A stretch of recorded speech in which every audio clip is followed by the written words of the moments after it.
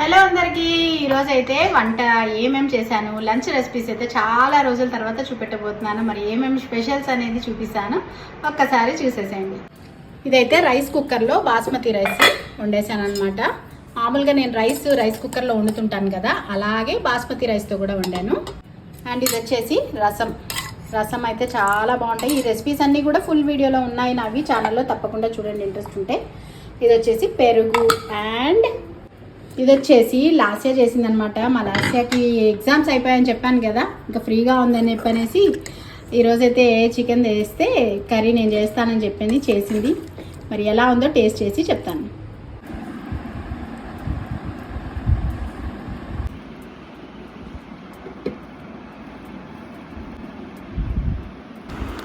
మొత్తం అంతా బాగుంది, కాకపోతే కొంచెం మసాలా ఎక్కువైంది అనిపించింది.